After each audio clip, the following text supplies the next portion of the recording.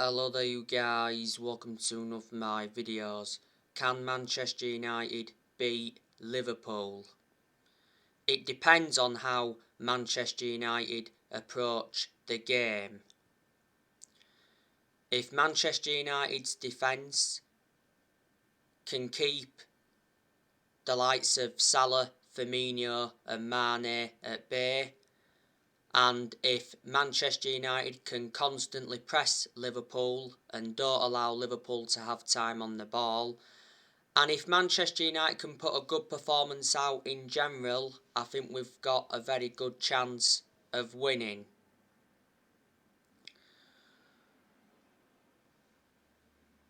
If Manchester United lose to Liverpool, Ole Gunnar Solskjaer could be sacked. Like I updated you yesterday, Fabrizio Romano came out and said that Manchester United's game against Liverpool is key for Solskjaer's future. Manchester United are coming into this game on the back of a 3-2 win against Atalanta. Manchester United overcame a 2-goal deficit. Revert back to what I've said on my recent videos. Ole Gunnar Solskjaer always seems to get a result under pressure. But the question is, was Manchester United's 3-2 win against Atalanta the turning point for Solskjaer? But yeah, we've got to beat Liverpool tomorrow because Manchester United are winless in the last 3 league games. Manchester United lost the last league game to Leicester 4-2. Now I give you the news on Bruno Fernandes yesterday. It said Bruno Fernandes is a shock injury out for Manchester United's game against Liverpool after limping in training. Fernandes played the full 90 minutes against Atalanta. He got on the end of some strong challenges. Fernandes got 2 assists against Atalanta. Marcus Rashford, he's got a leg injury. I hope he's going to be in contention to play in this game. Rashford's done well since he's come back. Rashford scored against Atalanta. He also scored in the 4-2 defeat to Leicester last weekend on his comeback. Not so long ago, Marcus Rashford's camp were unhappy with Solskjaer after Solskjaer told Rashford to prioritise his football instead of his off-pitch activities. Don't forget, Rashford was out with a shoulder injury for a while, and at one point he had to have an operation on his shoulder. Fred has also got a knock, so he may not be playing in this game. Obviously, we know Varane's not going to be playing in this game because he's got a groin injury. Varane's going to be out for a few weeks. Martial's out, but Martial doesn't really get in the team anyway, and Amad Diallo is out, but he's another player that doesn't really get into the team.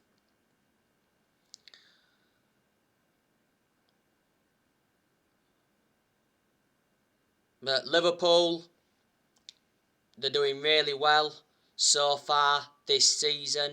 Liverpool have not lost yet so far this season. They're sitting, second in the Premier League. Liverpool had a very good win against Atletico Madrid. They beat them 3-2. Liverpool won their last league game against Watford 5-0.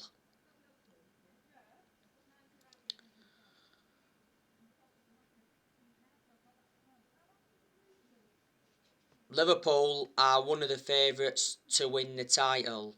I hate to say that as a Manchester United fan, but I'm being realistic. You know, if Liverpool do win the title this season, they'll be level on titles with Manchester United. As it stands at the moment, Manchester United have won 20, Liverpool have won 19.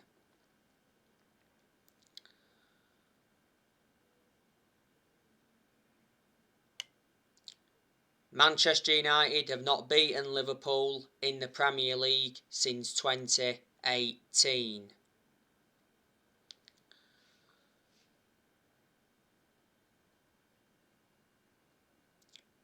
Liverpool beat us in this fixture at Old Trafford last season. In the league, Liverpool won 4-2. That was the first time Liverpool won at Old Trafford since 2014. Manchester United did beat Liverpool at Old Trafford in the FA Cup last season 3-2, and it was 0-0 at Anfield in the league last season.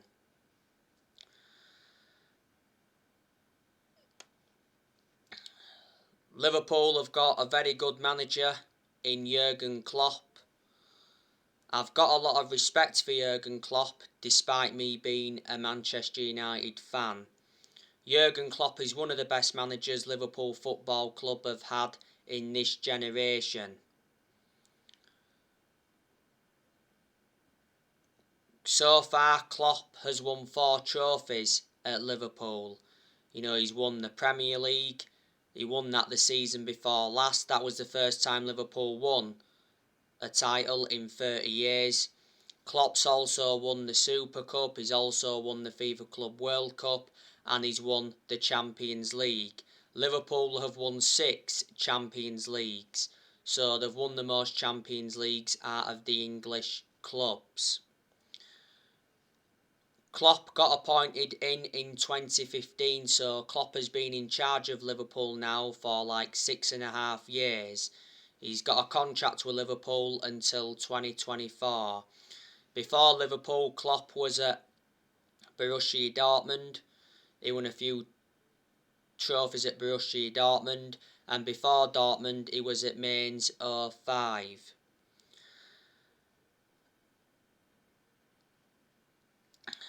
Klopp has already beaten Solskjaer in the Premier League. Solskjaer's not yet beaten Jurgen Klopp in the Premier League, but Solskjaer's beaten him in the FA Cup. But before Klopp, Liverpool had Brendan Rodgers. Brendan Rodgers enjoyed one good season when he was Liverpool manager. Before, Liverpool had Roy Hodgson.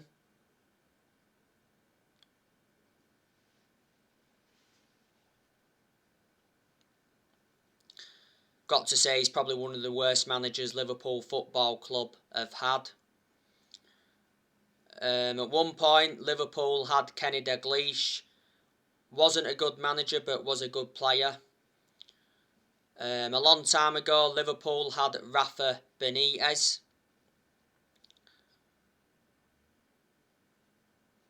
He was very good when he was Liverpool manager. He's a good manager in general, got a good pedigree behind him, but when he managed Liverpool, he won the Champions League, he won the FA Cup, the Super Cup and the Charity Shield. A long time ago, Liverpool had Gerard Houllier. He was also a good manager. Obviously, Gerard Houllier is dead. He died a while ago. At one point, Liverpool had Bob Paisley, and in the 70s, they had Bill Shankly. And revert back to what I said on my recent videos, Liverpool have got a very good squad. Liverpool have spent over 400 million under the Jurgen Klopp era. So obviously, Liverpool have got Mohamed Salah. He's one of the best players in the world. He'll be in contention to play tomorrow. You know, Salah versus Ronaldo. That's going to be interesting to see.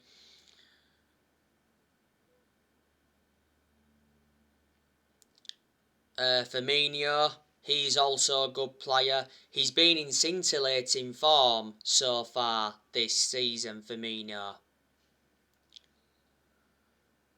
You know, he's made up from last season, because last season I thought Firmino was out of form. Actually, last season Jota was ahead of Firmino. Liverpool have also got Sadio Mane. You know, he's also very good. You know, keeps the ball well, creates good chances and scores goals. Liverpool have also got Diego Jota. He's made an impact at Liverpool. You know, they got Jota last year from Wolves. I also thought Jota was good when he was at Wolves. I don't think he'll start the game tomorrow, but I think he'll come on as a substitute. Liverpool have also got Origi. Origi is their backup striker. I think there's a good chance Liverpool Football Club will sell him next year.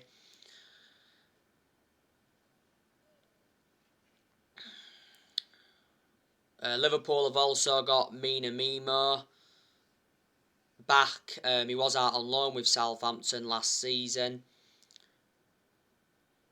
Liverpool got Minamino back in January last year. He hasn't really played a lot of games for Liverpool. Liverpool have got a lot of midfielders. They've obviously got Jordan Henderson. He's Liverpool's captain. He'll play tomorrow. They got Henderson, I think, from Sunderland. Another one of Liverpool's midfielders is Thiago Alcantara. He's actually been out with injury. I don't think Thiago's done as well as a lot of Liverpool fans expected. Liverpool got him from Bayern Munich last year. Another one of Liverpool's midfielders is Oxlade-Chamberlain.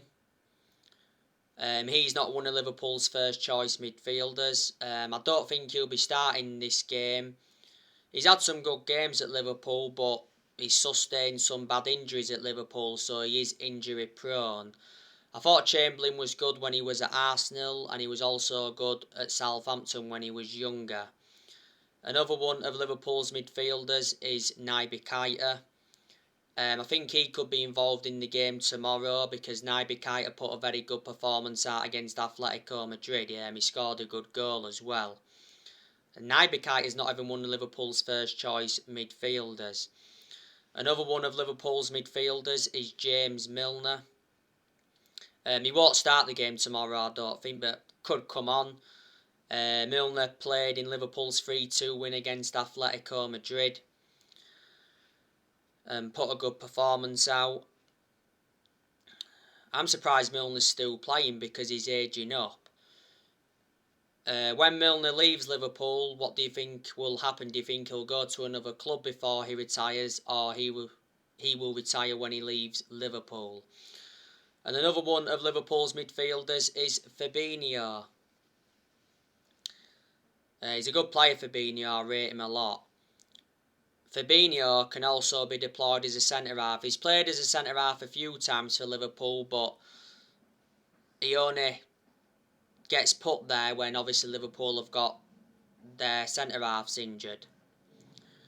Earlier on this year, Fabinho signed a new contract with Liverpool until 2025. Liverpool have also got Curtis Jones. He's out with injury at the moment. Curtis Jones is Liverpool born and bred. Young player, got a lot of development in him. Watched him play a few times. Liverpool have obviously got Harvey Elliott. He's obviously not going to be involved in this game. Harvey Elliott's out for the season. He broke his leg in Liverpool's 3-0 win against Leeds.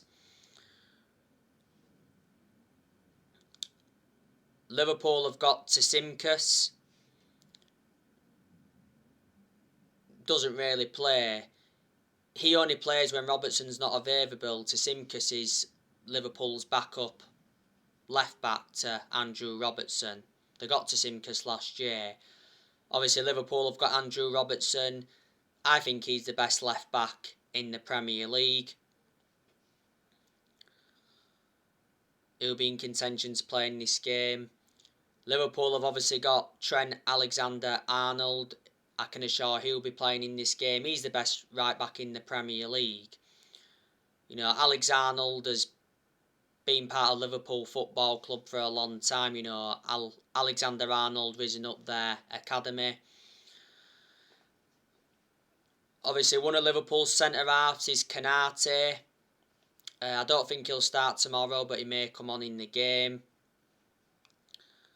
Liverpool got Konate in the summer transfer window. He was the only signing Liverpool made in the summer transfer window. They got him from RB Leipzig. Like I said on my recent videos, Liverpool have done very good transfer business with RB Leipzig. Obviously, another one of Liverpool's centre-halves is Joel Matip. I think he'll start alongside Van Dijk tomorrow. Another one of Liverpool's centre-halves is Joe Gomez. And obviously Liverpool have got Virgil van Dijk. Virgil van Dijk is the best centre-half in the world.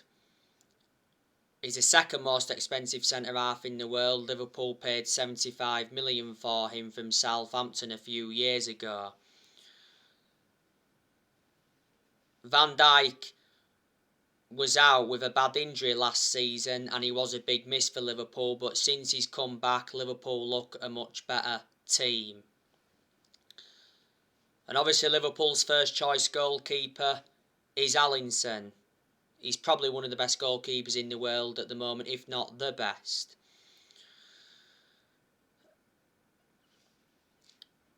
As you all know, Liverpool have offloaded players. In the summer transfer window, they offloaded Shaqiri, he went to Lyon. They also offloaded Wijnaldum.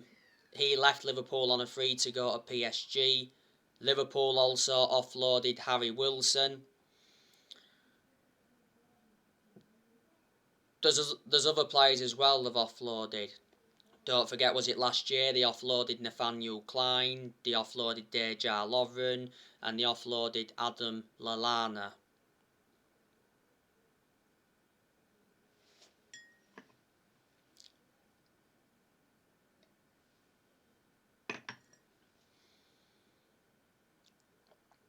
So there you go.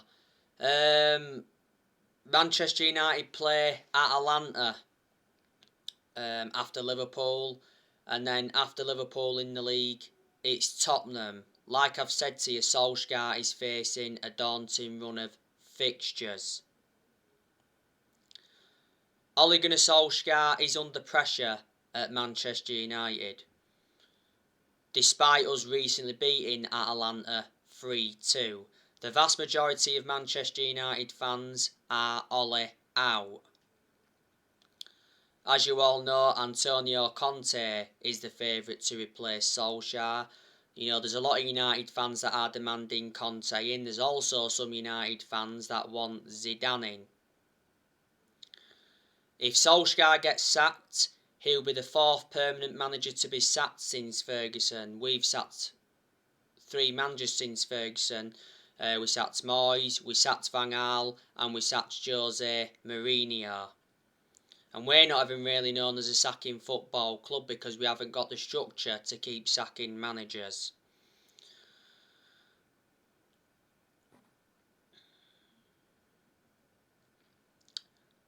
Solskjaer has not yet won a trophy as Manchester United manager.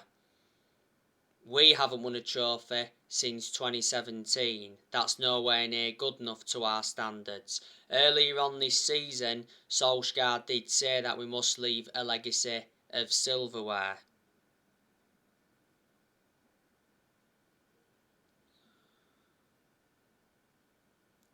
Well, we know Solskjaer's ambition for this season, and that's to win the Premier League. We haven't won the Premier League since 2013. That's 8 years ago now.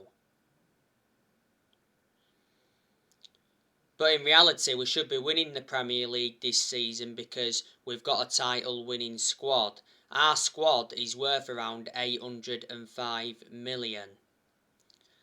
This season is Solskjaer's third full season as Man United manager, and I did mention at the start of this season that this season was going to be massive for Solskjaer because he's got big expectations to exceed.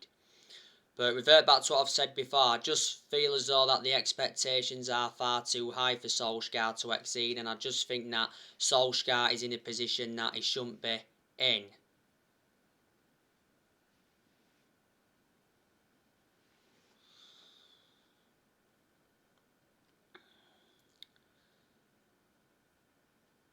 You know, in the summer, Solskjaer signed a new contract with the club until 2024. There's an option of a further year.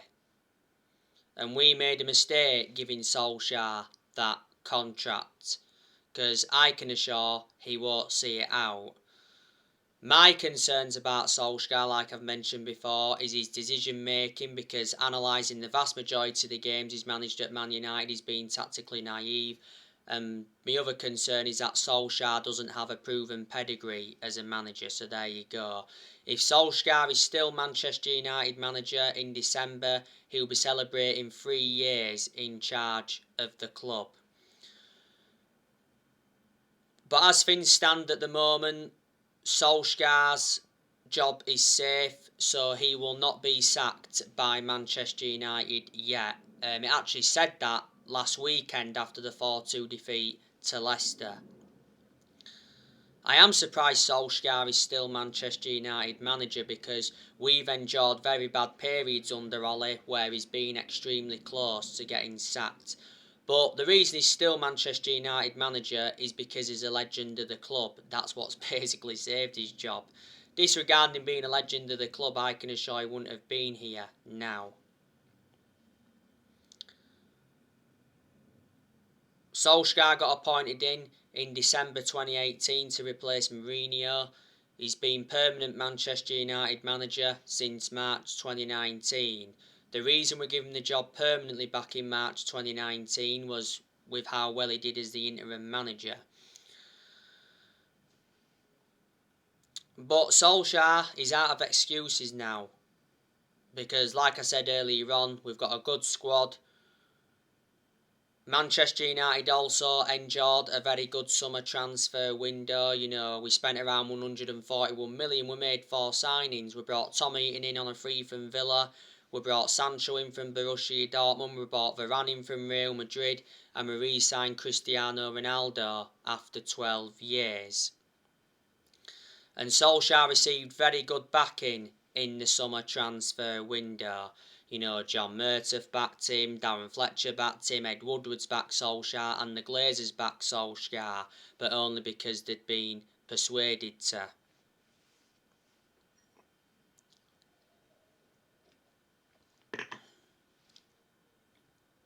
So there you go.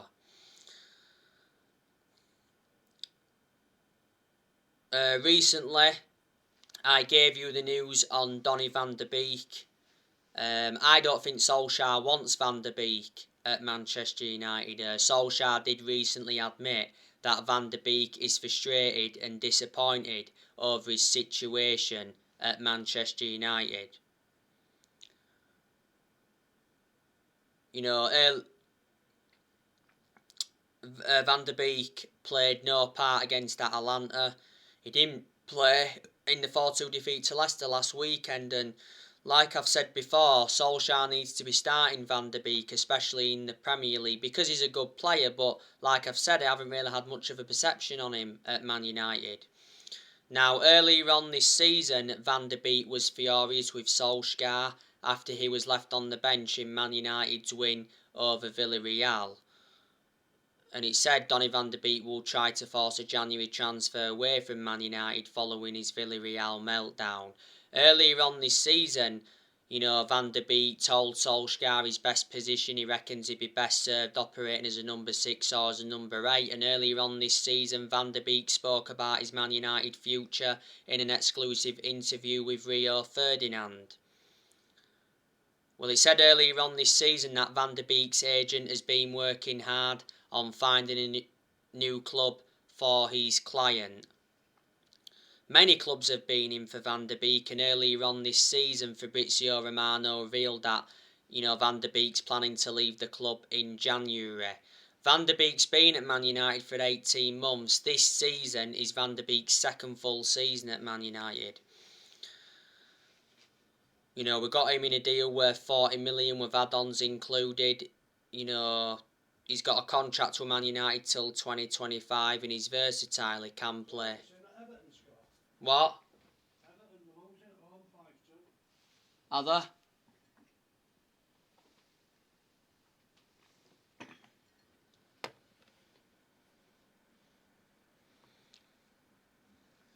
Yeah, he's got a contract till 2025. Like I said, he's versatile. He can play in 3 different roles.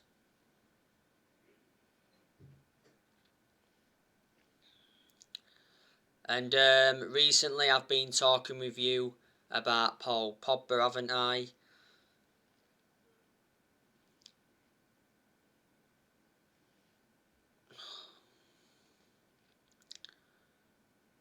Paul Pogba is a good player. Not only a good player, he's an imperative player as well. Pogba didn't start against Atalanta, but he did come on and make an impact. Pogba played last weekend in the 4-2 defeat to Leicester. I think Pogba's enjoyed a good start to the Premier League season. So far he's got 7 assists. He produced good performances for Man United in the last couple of months of last season. After the 4-2 defeat to Leicester last week,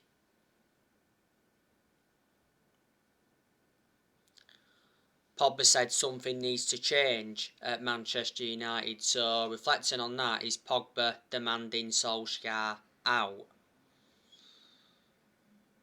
Yeah. So anyway guys, that's everything to update you today. Drop your comments, likes below on the channel. If you do, consider subscribe as always, and take care. God bless you all again very, very soon.